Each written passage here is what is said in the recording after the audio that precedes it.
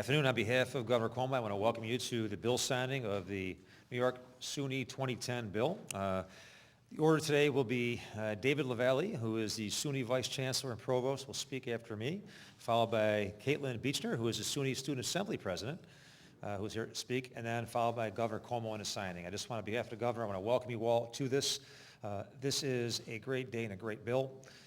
A lot has happened in the last 8 months. The Governor has led a dramatic change across the state, and this is one more example with all the successes that have taken place, bringing all the disparate sides together, as Governor Cuomo has done with this bill, has been extraordinary. The Governor has invested $140 million in 4 campuses. The SUNY system is the crown jewel of our state, and it's probably the best public higher education system in the entire country. This $140 million investment to these 4 specific campuses is a huge investment, and it's going to mirror what the regional councils are doing. What Governor Cuomo wants is the SUNY system to be a catalyst for economic development, which it is, and also to be connected and integrated into the regional council program. And just a few minutes ago, we just left SUNY Albany, where we announced a Capital District Regional Council. So it's easy to see how it all comes in. It's about investing in our future. It's about creating jobs. It's about investing in education to keep our young people here. And it's an extraordinary accomplishment. This is something that you will see that the SUNY system not only educates the brightest young people in this state, but also creates jobs. So what the Governor has done with this bill is make an investment in our young people in our education, make an investment in jobs and economic growth, and it really is a tremendous step forward, and it's just consistent with what he's done since coming into office. So it gives me great pleasure to bring up next the SUNY Vice Chancellor and Provost, David LaValle, for some comments, followed by Caitlin Beechner.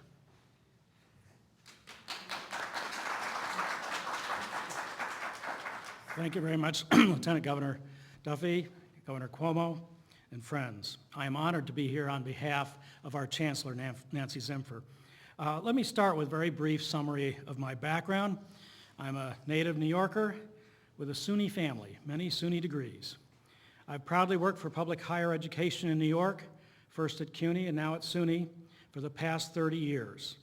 I began in the classrooms and research labs at Hunter College for 15 years. Then I oversaw the academic programs at the City College of New York and then SUNY New Paltz. Here at the system, as provost, I helped the chancellor guide our academic mission for 64 campuses across this great state. I am committed to the mission of public higher education. An excellent and affordable education should be available to every New Yorker. New Yorkers should be able to complete their degree requirements on schedule. That reality over the past few years has become increasingly difficult. The courses or programs they need were not always available, which meant it took more time and cost more money for them to graduate. This is why Chancellor Zimpher made rational tuition her top priority and has focused so much energy to help see it become law. Not only because our students will know exactly how much they need to invest in their education, but also because the students will have what they need in order to get their degree on time. And it would not have happened were it not for Governor Cuomo. The bill that the Governor is signing today is a landmark reform. He's accomplished so many significant things in such a short time that you might not realize just how big a deal this is. It is huge. It is huge for us and for New York. SUNY has been advocating for rational tuition for 10 years, and now no other state has what we have, a 5-year tuition plan. Last week, we also announced a new initiative at SUNY, the Strategic Campus Alliances, which will call for campuses to share administrative costs so that we can redirect those resources to academics. We expect that this initiative will repurpose millions of dollars throughout the system. Combined with rational tuition, we can now hire more full-time faculty, increase our course offerings, and ultimately enroll more New Yorkers at SUNY. The new law enacts a rational tuition plan, which will give each campus in SUNY and CUNY the ability to raise tuition by up to $300 a year for 5 years, approximately 5.5% per year. In the past 20 years, the average SUNY tuition increase has been higher than that, 6.7%, well above this 5-year increase in the legislation. And during that time, what we have seen is several years with no increase at all, and then spikes of up to 50%. In addition, the university centers at Albany, Binghamton, Buffalo, and Stony Brook will be able to implement a rational plus tuition to help offset the additional costs of running research campuses. It includes up to a 10% out-of-state increase and a $75 excellence fee, which will equal 3% increase annually over 5 years. That's more than enough for one piece of legislation. However, the New York SUNY 2020 program also acknowledges our 4 research centers as the economic drivers of New York. The New York SUNY 2020 Challenge Grant Program provides resources for our universities that they need to expand their campuses, invest in new cutting-edge projects, create private-public partnerships, and generate jobs. By signing the New York SUNY 2020 bill, Governor Cuomo is making the SUNY system a key player in the economic agenda for New York, and we could not be prouder, Governor, to be on your team.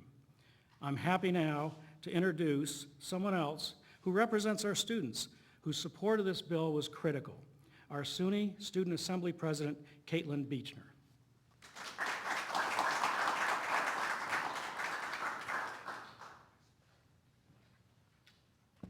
Thank you, Vice Chancellor LaValle, and thank you, Governor Cuomo, for inviting me here today. On behalf of the SUNY student body, it is an honor to be here with you for the signing of this bill. My name is Caitlin Beechner, and I am the president of the SUNY Student Assembly. Governor Cuomo and his administration recognize that economic development cannot come from a mandate from Albany, nor is it a one-size-fits-all program. Instead, the governor is giving 4 of our SUNY campuses the opportunity to become a key player in his bottom-up regional economic development plan.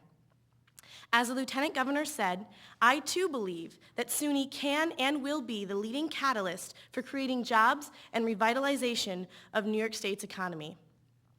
New York SUNY 2020 will provide these campuses with the tools that they need to become state-of-the-art academic institutions. There is no way one can advance an innovation agenda for the economic development of New York State without positioning SUNY at the center of the effort and without the coordination and leadership of our Regional Economic Council. But I am here today to represent the students of SUNY. This initiative also allows for a rational tuition increase that gives our students and their families the ability to anticipate and prepare for the cost of a quality higher education while still maintaining the affordability of SUNY. This plan is about fairness for students and their parents, fairness for our faculty and the SUNY administration, and also about fairness for New Yorkers. It's fair for our students because they will be protected from unexpected spikes in tuition in the middle of their education that could prevent them from finishing their degree on time. It's fair for our low-income students because New York SUNY 2020 enacts a tuition credit program to ensure that no SUNY student will have to sacrifice their education due to fiscal concerns. It's fairness for our parents because now they can realistically plan for their children's cost of education. It's fair for our faculty administrators because now they can count on a steady stream of revenue to invest into their classrooms and on their campuses. And it's fair for New Yorkers because it will allow us to invest in our SUNY system and restore it as the gem of New York State that it once was. This funding will breathe a breath of fresh air into our SUNY campuses, and I am proud to be here with our governor to kick this exciting initiative off. And now, it is my honor to introduce our governor, Governor Andrew Cuomo.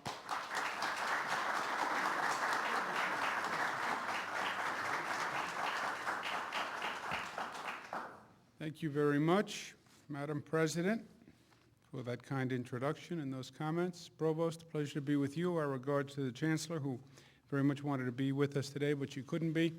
Lieutenant Governor, thank you very much once again. Before I begin, just to note once again the passing of a great governor of the state of New York, Governor U.L. Carey. The governor presided in this room for many, many years. He did much good work for this state. The papers have noted the work that Governor Carey did saving New York City from the fiscal crisis, and that is true, and that was a dramatic moment. that demonstrated his leadership, but his accomplishments also go well beyond that, and they are statewide in scope and they're comprehensive.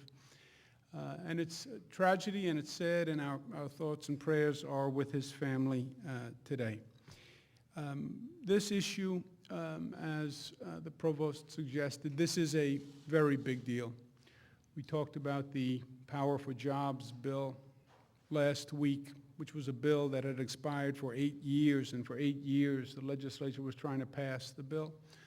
Provost said that rational tuition, the SUNY was trying to accomplish for about 10 years. It's a good idea, it's an obvious idea, it was a necessary idea, it was long overdue. But sometimes in Albany, just because it was a good idea and necessary and common sense didn't mean it was necessarily going to pass. But this is an idea whose time has come, and the bill passed this year. There are two components to it. First, as you heard, is the rational tuition. As Caitlin mentioned, rational tuition means families can plan. This is going to be the tuition next year, and the year after, and the year after. It's not going to be flat for 3 years and then a dramatic spike without any warning that could take a family's budget and totally toss it a kilter. So families can plan. Predictability for 5 years, which is very important. And the organizations can manage. SUNY will know what its revenue stream is next year and the year after and the year after. So they can make decisions, they can hire, they can build, because they have predictability. And what the SUNYs were saying is we can't manage because we don't know what the revenues are next year or the year after. So rational tuition, just what the word suggests. It's rational. Families can plan, organizations can manage. The second component of the bill takes the SUNY system and takes the first step, maybe even the first stride, towards making SUNY the economic engine that it can be and needs to be for this state. You look all across the country. Where is the economy moving when it's linked primarily to an institution of higher education? And that then is the catalyst. And SUNY is poised to be a great economic engine for this state. And we're starting with the 4 university centers. We've already spoken at length about UB 2020, Buffalo, and Stony Brook. Albany and Binghamton also qualify, and this will be an additional $140 million in total in investment in the university centers to serve as regional economic engines. So the bill is comprehensive in that it really moves SUNY in a new direction, and it does it dramatically. The running of the organizations, the increase in their ability to perform their function, the predictability for the families, and moving SUNY to a position as the economic engine for this state.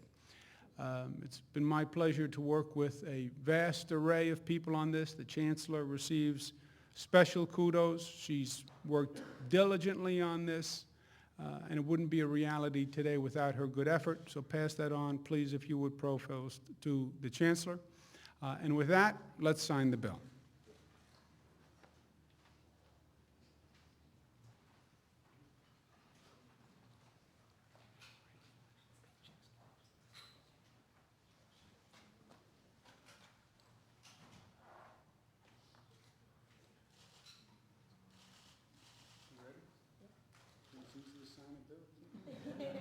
Everything is difficult in this job.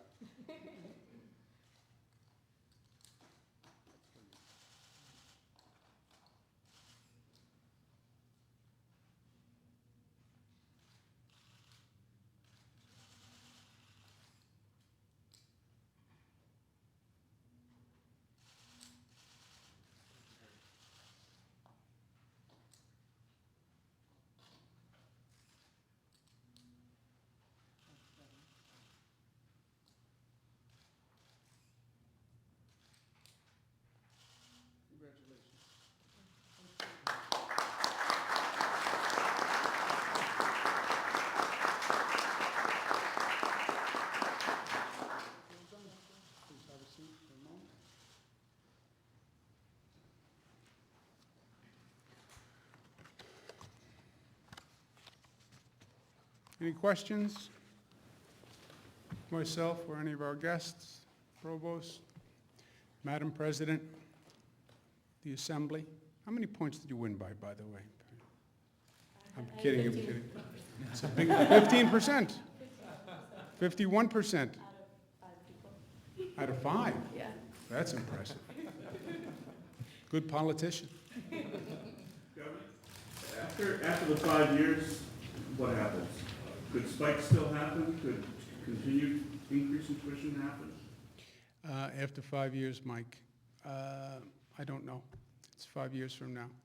The concept remains the same, right? It should be rational. Would the numbers be the same? I think you probably adjust the numbers depending on the economy and the circumstance. But what's most important to me about this bill is the concept of the rationality of it.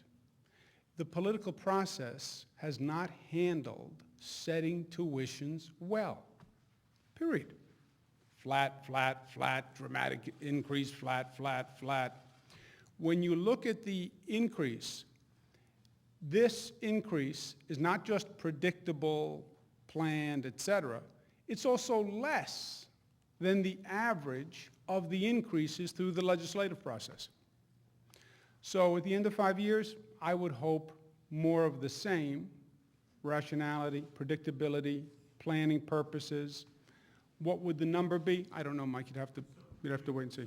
Families should expect that SUNY tuition will continue to rise at some fairly significant dollar amount every year from in perpetuity? No, he said at the end of 5 years, you'd have to see what the economy is doing at the end of 5 years.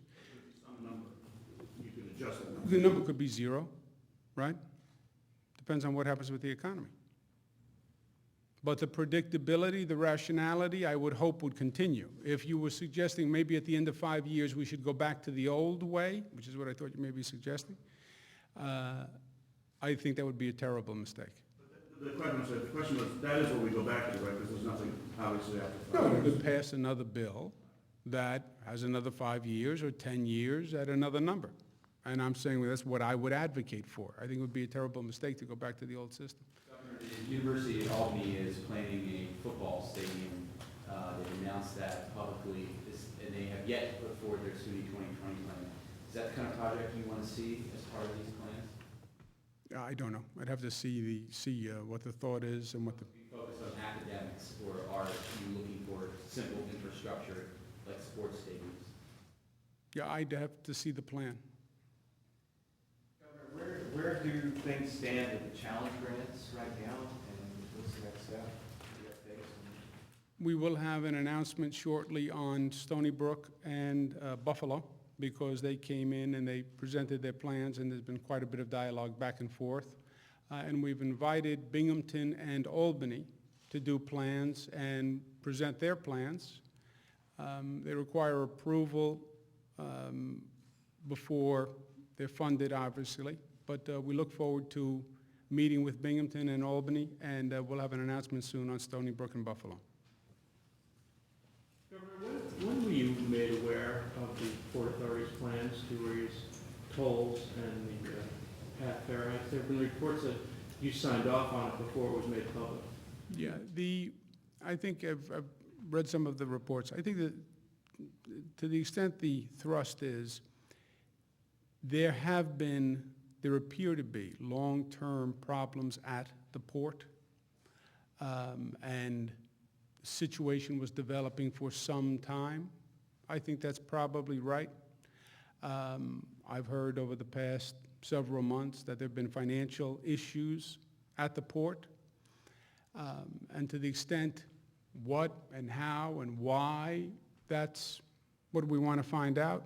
In terms of the specific increase, that was last week. I think the proposal is a non-starter for obvious reasons. And we'll now look at what the need for the revenue is, right? You know, for me, back in January, I became governor, and I was told we had a $10 billion deficit, and that was the number, and I had to do X, Y, and Z to close the $10 billion deficit. And That was conventional wisdom, right? I said that all through the campaign. Every news story said I had a $10 billion deficit. And then when you start to peel back the layers and you start to ask the questions and you start to probe, well, it's $10 billion if you increase education and Medicaid 12%. I said, well, why would we have to increase Medicaid and education 12% if we don't have the money? Well, it's in the law. You have to. Came down in the Old Testament. You must increase it. Strip away, question, question, question. Turns out you can change the law. And you don't have to increase 12% and 12%. I learned an important lesson there. You know, we want to increase revenues. We need more revenues for tolls. For what? Why? Well, because we have to do X. What is X? Let's examine X. Do we really have to do X? Do we have to do X now? Can we put X off? Is X smart? Is it not smart? You know, and to the extent, look, is this a good time to be raising tolls? No. No. For many obvious reasons. So I want to have that information before this decision is made. I have two people who were appointed to the board just a few weeks ago, frankly. I think about a month ago. I have two appointees. I told them, get me all the facts, and we're going to go through it, and then we'll make a decision. The reports indicate that you were aware of the Port Authority's plans and had signed off on them. It's not accurate. Governor, how do you anticipate... We had been talking about financial issues, but not those proposals. I'm sorry? Governor, how do you anticipate raising money to pay for the completion, for example, 2nd Avenue subway, if you don't raise a lot more money from the users of the system? Well, look, that's, you know, how did we close a $10 billion deficit? Right? It's the same exercise. What do you really have to fund? What's an investment? And then what are the options for revenues? But the knee-jerk response of government needs more money, go to the taxpayer, put your hand in the taxpayer's pocket, take out more money and fund it. That doesn't work for me. It doesn't work for the taxpayer and it doesn't work for the state of New York, right? So I want to do that analysis first. Governor, wondering what you think of the state controller's plan, just a remediation fund for fracking, similar to the oil spill fund. Is that a good idea? Yeah, I don't know. I haven't seen it. The DEC has an advisory panel of some real experts in the area that I think represent a good cross-section, and I'm looking forward to their recommendations. Governor, you're saying real experts? Are you saying the controller isn't a real expert, or am I reading something into that? You're reading something into that. I said the advisory panel has real experts on it. It's a distinguished panel. They're going to be looking at this issue in a comprehensive review, and I look forward to their recommendations on how you handle this entire industry. What are the regulations? What's the fee structure? What should the reserves be? What should the inspection regimen be? What are the other states doing? What are the best practices? You know, there's a rigor of the analysis. So before I start responding to individual ideas without a context, let's get the whole context, and then we'll make decisions. There's a group that's going to be pushing a constitutional amendment to the state constitution to allow for commercial casinos in New York. Are you inclined to support such an amendment? The gaming issue is an issue that this state has to come to grips with. I believe that. And I do believe we have to take a step back, you know. Well, we don't want gaming in the state. You have gaming in the state. Well, we don't want to acknowledge that we have gaming in the state, but you have gaming in the state. And by the way, you have gaming in neighboring states. So it's really not an issue anymore of, well, if we don't officially sanction it as a government, it's not going to happen. It is happening. So now you have to go to the second step. If there is going to be gaming, how should it be done? And that issue, that question is an important question for the state. It's something that we're looking at, we're presently looking at it. Is it a constitutional amendment? I don't know. But it's a topic that we are looking at actively. Governor, in Rochester, Windstream is buying Paytech. The state has a $55 million investment to move Paytech downtown. Are you concerned about that investment? Are you going to have conversations with Windstream about trying to still move forward with that project? I haven't heard any reason to be concerned. You know, if there's a reason for us to step in, we will. Have you had a conversation with the company? I mean, it's a big project for downtown. I have not had a conversation with the company. I don't know, Lieutenant Governor's here, I don't know. Have you, Bob, had any 6 months away from decisions. 6 months away from decisions. Governor, you have appointed a commission to look for a new head of the MTA. You have not, at least the way I read it, named any head of the commission. Is there any reason why? I don't know. It's a good question. We have a commission with no head? The Director of Operations, Howard Glazer, is here. The Advisory group, but it operates much like what transition committees did, which is in a collaborative way. We're at the height of the summer season here. I was wondering if you've had a chance to visit any state parks, or if you have plans to visit any state parks before? I haven't even had a chance to take a vacation yet. Whoa, poor governor, woe is me.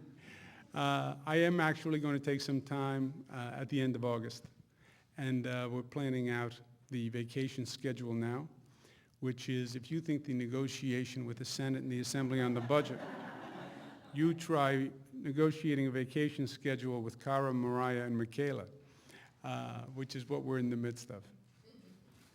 Will you be leaving the state, Governor? Would I leave the state? Anticipating. My family may leave the state, but I'm staying. We literally are talking about the plans now. One more on the MTA. Do you think that the financial woes in any way boost the likelihood for congestion pricing? You know, Yancey, I haven't seen any evidence that the appetite or politics on that issue has changed. So no. One more. Governor, can you expand on what steps your administration is taking concerning Pedro Espada and Soundview Health Clinic in the Bronx?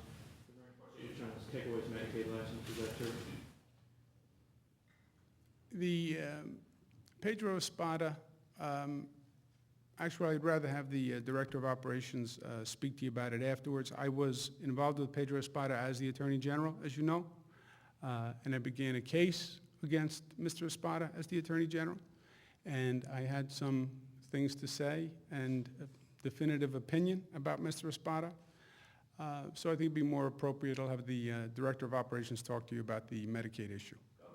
Do you think that the state budget outlook is going to get worse as a result of the, I guess, a correction, if that's the right word, what's going on with Wall Street right now, and the impact on state revenues? Well, right now, I think it's up. It was up when I walked into the room. Hopefully, it is still up.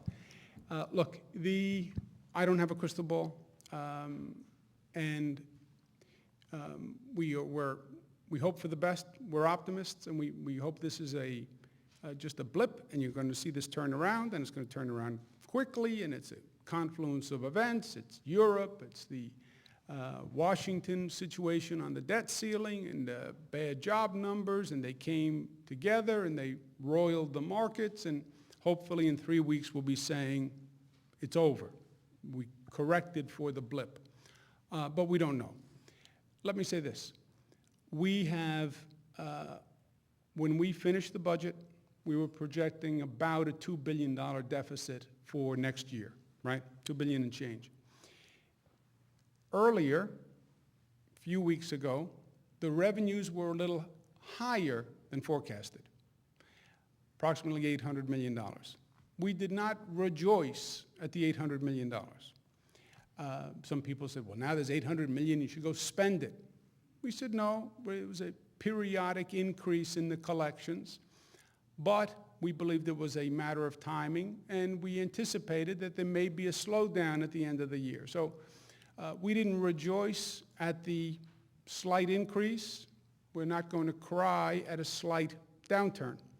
And I believe we are fundamentally still on track with where we are. I'm glad we made the projections we did. I'm glad we reacted the way we did when we had that slight increase. You know, if we had run out and celebrated too quickly and went and spent the money, we would have an issue today. Because my guess is you will have a downturn in the collections, even if just for this period, right? But we'll see. I think we're doing everything we can to be ready for the reality. One more follow on the Port Authority, if I might. Apparently Governor Christie specifically criticized Governor Patterson, Governor Corzine, and Mayor Bloomberg. How about me? Was I in that lineup? Oh, then I think it's fine. His criticism that nobody was watching it today. You know, I think, Eric, that's what I was referencing earlier. To the extent the suggestion is there were problems that were developing that were going on for a long time, I think that's probably right. You don't just decide that you have a shortfall. Something had to happen. Now, when, who, what, I think those facts are important. We have 2 appointees on the board who were recently named. That's now their mission. What happened, why, when, what, retrospective. I'm more interested, frankly, in the prospective. Where do we go from here, right? You walk into a situation, you inherit a situation. I inherited a $10 billion deficit on the state side. I inherit whatever happened at the port. Where are we? What should we do prospectively? And we're in the midst of that right now. What does it mean for Chris Ward, Governor? Do you have confidence in him, and do you intend to remove him? I am trying to get the facts first, Liz. Facts first, information first, numbers first, opinions second. It's a hard and fast rule. Sometimes we deviate, but in theory, it works, that rule. One more opportunity to comment on Pedro Espada, if you wish, because today apparently he said that you want to pollute the jury pool and that you want to be the judge and jury. Good thing I didn't comment on Pedro Espada, Eric. Thank you very much.